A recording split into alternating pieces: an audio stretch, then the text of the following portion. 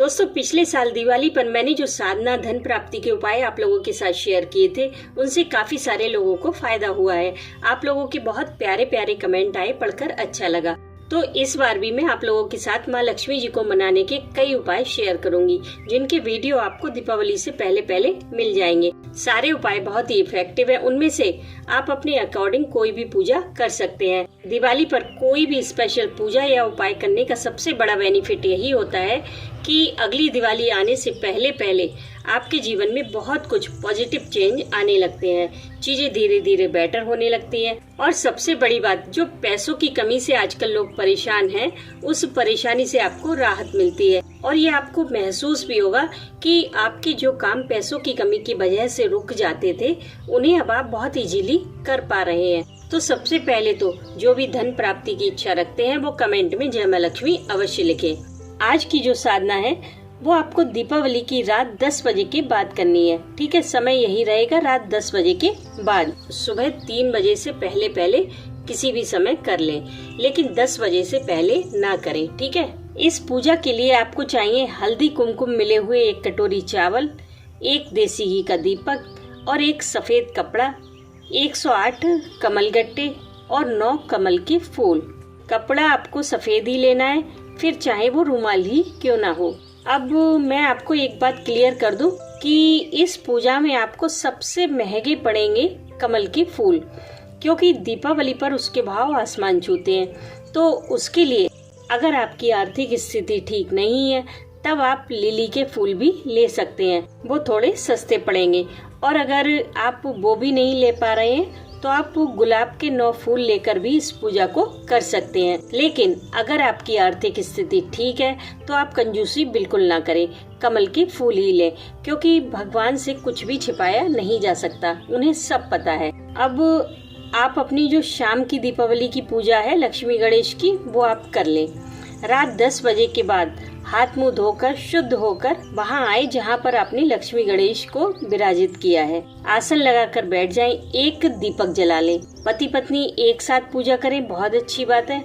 अगर नहीं ऐसा पॉसिबल है, तो आप इस पूजा को अकेले भी कर सकते हैं। लक्ष्मी माँ के सामने एक चौकी पर सफेद कपड़ा बिछा लें, उस कपड़े के ऊपर हल्दी कुमकुम मिले हुए चावल फैला लें और सफेद कपड़े के चारों कोनों पर कमल के 2-2 फूल रख लें। 1 कमल का फूल आप संभाल कर रख लें, उसका काम रात में होगा। 1 कटोरी में 108 कमलगट्टे ले लें, गिनकर ध्यान से। ज्यादा हो जाए लेकिन कम नहीं होने चाहिए 108 से। ठीक है, सारा सामान तैयार है। अब सबसे पहले गणपति जी का स्मरण करें इस मंत्र से। वक्रतुंड महाकाय सूर्यकोटि समप्रभा निर्विघ्नं कुरु देव सर्व कार्येषु सर्वदा। गणेश जी का स्मरण इसी मंत्र से करें ताकि आपकी पूजा निर्विघ्न संपन्न हो। फिर आप 108 बार ओम नमो भगवते वासुदेवाय का जाप करें। क्योंकि हम लक्ष्मी जी को बुलाना चाह रहे हैं, तो हमें पहले विष्णु भगवान को बुलाना होगा, क्योंकि लक्ष्मी जी उनके बिना कहीं नहीं जाती। और जब वो विष्णु जी के साथ आती हैं, तभी वो स्थायी निवास भी करती हैं। तो पहले आप विष्णु भगवान का पूजन करें, उनके मंत्र का जाप करें, फिर लक्ष्मी पूजा शुरू करें। अब आपको 1-1 कमल गट्टे को उठाकर चावलों के ऊपर रखना है, ये मंत्र बोलते हुए ओम क्लीम कमल वासनाय नमः। यानी कि आप 1-1 कमल गट्टा हाथ में उठाएं, हाथ में लेकर ये मंत्र बोले ओम क्लीम कमल वासनाय नमः और फिर चावलों के ऊपर रख दें। इसी तरह पूरे 108 कमल गट्टे 108 बार यही मंत्र बोलते हुए चावलों के ऊपर रख दें। बाद में कर्पूर से माँ लक्ष्मी जी की आरती करें। आरती के बाद आपने जो 1 कमल का फूल बचा कर रखा है, वो माँ लक्ष्मी जी को शैया के रूप में अर्पित करें, ताकि माँ लक्ष्मी जी आपके घर में विश्राम करें। उसके बाद सब कुछ वैसा ही रहने दे जैसा है। दूसरे दिन ये सभी कमलगट्टे, फूल, चावल उसी सफेद कपड़े में लपेट ले, ऊपर से कलावा बांध दे और इसे घर के पास जो भी नदी बह रही हो उसी में प्रवाहित कर दें, यही मंत्र बोलते हुए ओम क्लीम कमल वासनाय नमः। इस पूजा में आप समय का जरूर ध्यान रखें, क्योंकि ये पूजा आपको रात 10 बजे के बाद ही करनी है।